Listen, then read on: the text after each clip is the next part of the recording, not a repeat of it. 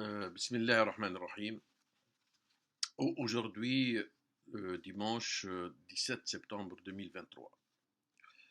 Je me présente, Lotfi Brandvan, originaire de la Tunisie, émigrant au Québec depuis maintenant plus que 34 ans.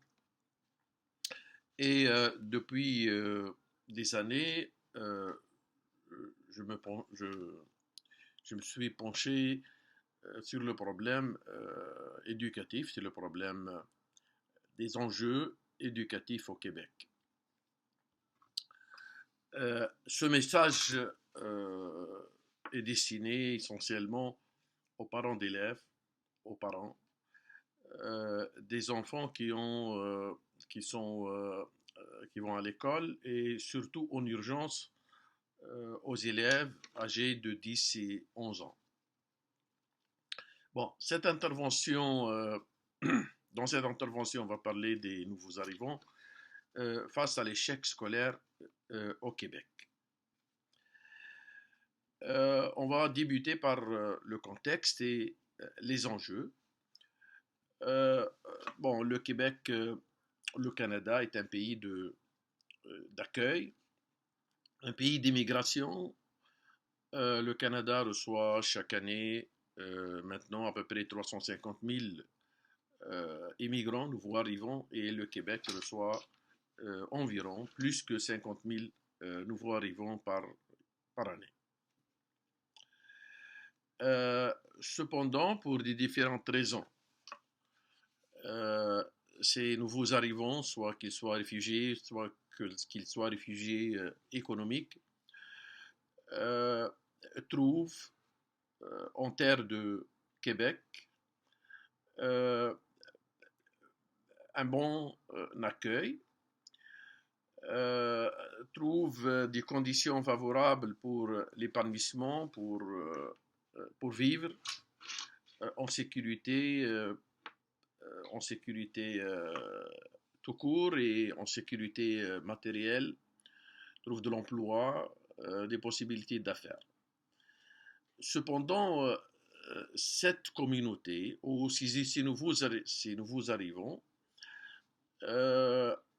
après certain temps, pour des différentes raisons, font face à un défi.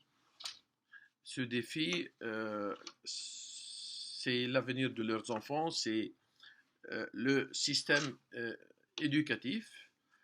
Et malheureusement, dans ce contexte de présence de plusieurs facteurs, de plusieurs obstacles, ces nouveaux arrivants font face, plus que les autres, plus que les citoyens de souche, au problème d'échec scolaire.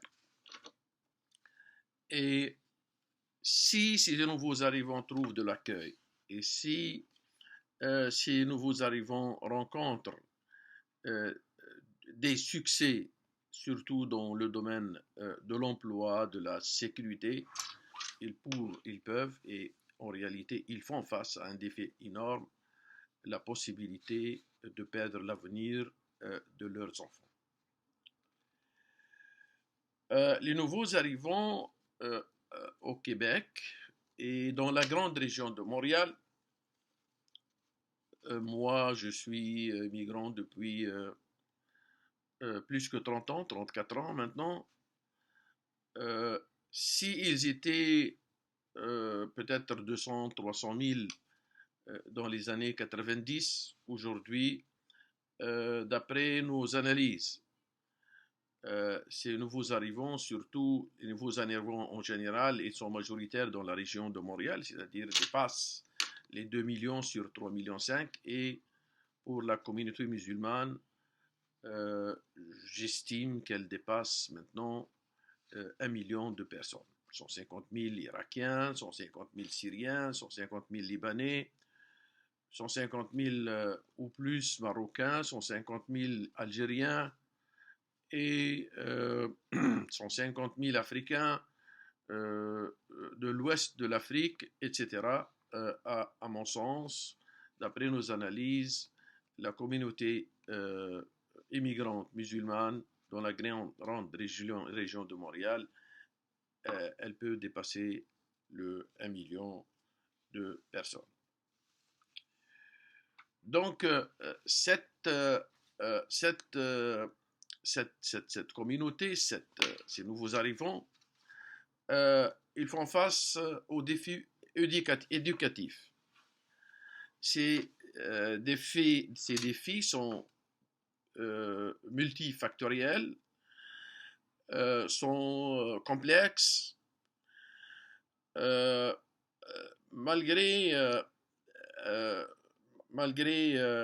que ces communautés, ces nouveaux arrivants aspirent un bon avenir à leurs enfants, c'est-à-dire une bonne éducation, un succès éducatif, parce que en réalité, ces nouveaux arrivants généralement pauvres, généralement sans capitaux,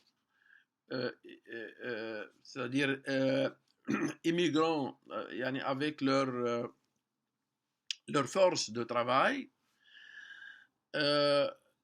Donc, la seule ou la plus grande porte de succès pour eux et pour leurs enfants, c'est l'éducation.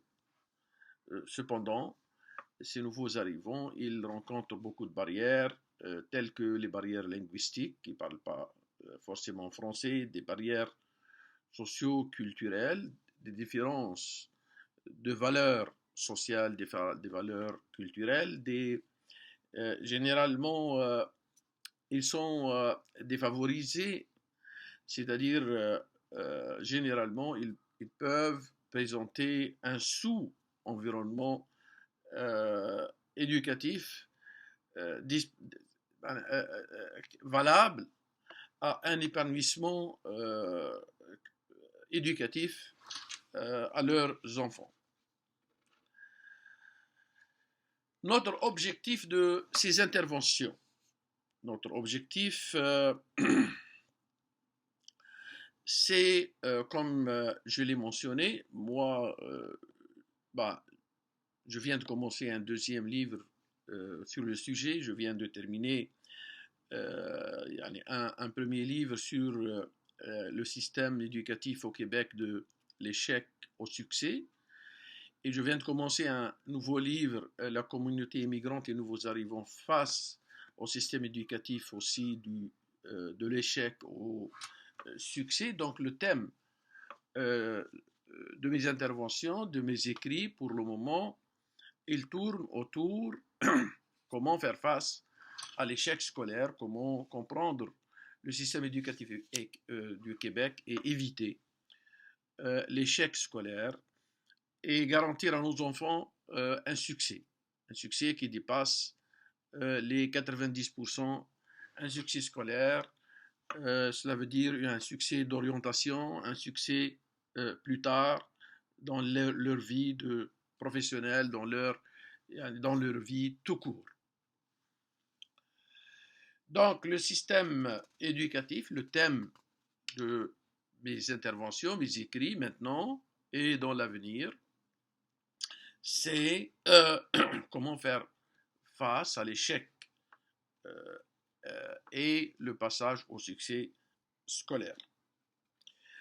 Dans ces écrits, c'est-à-dire dans ces livres, nous plongerons plus profondément dans les causes de l'échec scolaire. Ces causes qui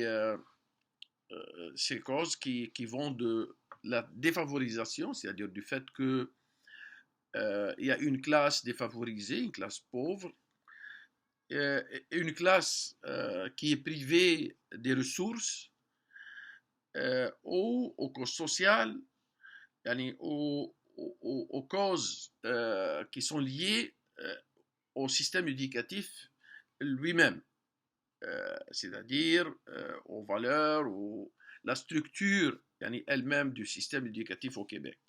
Puis, on va analyser, on va en profondeur les conséquences qui en découlent de ce système, les conséquences qui peuvent être engendrées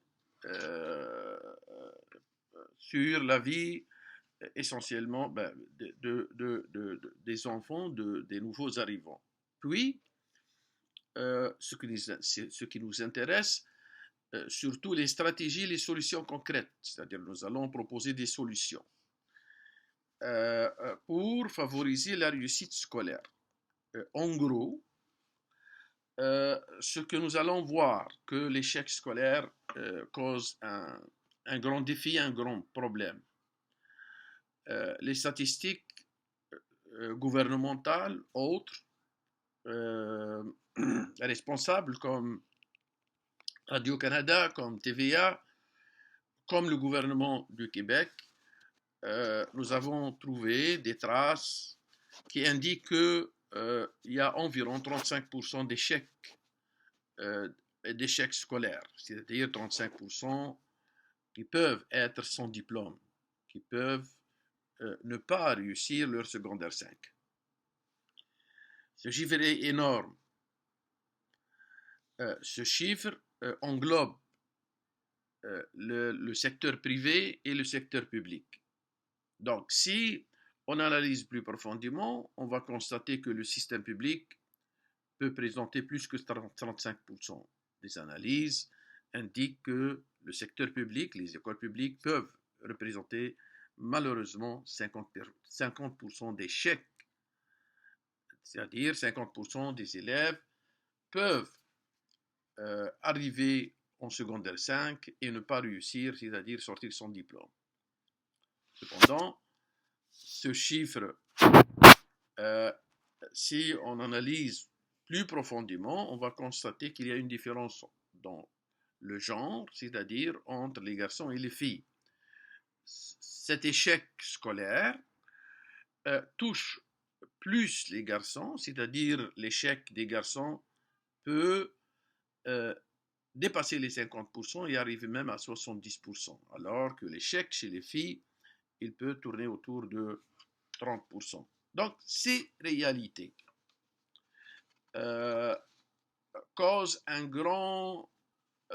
des grands sonnettes d'alarme. Ils peuvent causer un grand problème, un grand casse-tête aux nouveaux arrivants.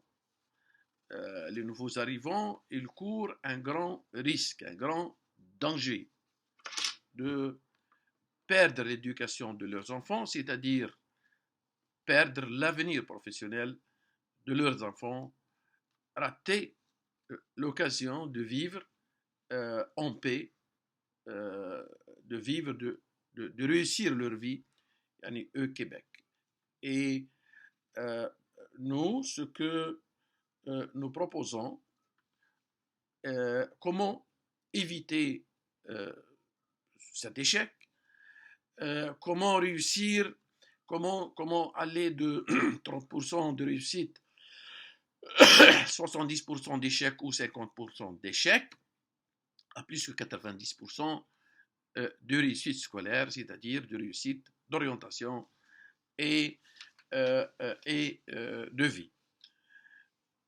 On va proposer des solutions allant des écoles familiales au soutien scolaire, aux écoles privées